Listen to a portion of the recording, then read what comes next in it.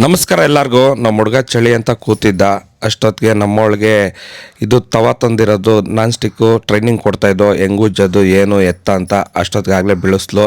ಸರಿ, ಆಮೇಲೆ ನಾನು ದೋಸೆ ಹಾಕ್ತಾ ಇದ್ದಂಗೆ ಹಿಂಗೆ ಹಾಕ್ದೆ ಇಂಡಿಯಾ ಮ್ಯಾಪ್ ಥರ.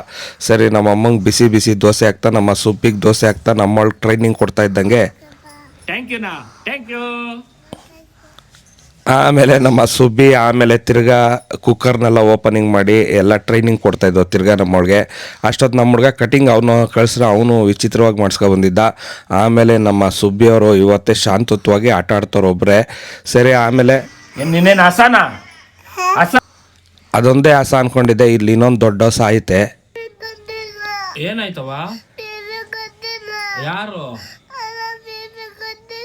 ಅಣ್ಣ ಕೊಡ್ಲಿಲ್ವಾ? ಕಿತ್ಕೊಂಡೋಗ್ಬಿಟ್ನಾ? ಒಡೆಯ ನೀರು ಅವ್ನು ಕರೆದು ಒಡೆಯ ನೀರು ಅಳ್ಬೇಡ, ಸುಮ್ಮೇರವ, ಓಕೆನಾ? ಆಮೇಲೆ ಇವ್ರದ್ದೆಲ್ಲ ಕೇಳ್ತಾ ಇದ್ದಂಗೆ ನಮ್ಮ ಬಿಸ್ನೆಸ್ ಪಾರ್ಟ್ನರ್ಸ್ ಎಲ್ಲ ಸಿಕ್ಕಿದ್ರು. ಸರಿ, ಅವ್ರನ್ನೆಲ್ಲ ಮಾತಾಡ್ಸ್ಕೊತ ಸೋಮವಾರದಿಂದ ಹೊಸ ಕತೆ ಎಲ್ಲ ಸ್ಟಾರ್ಟ್ ಮಾಡಬೇಕು ಅಂತ.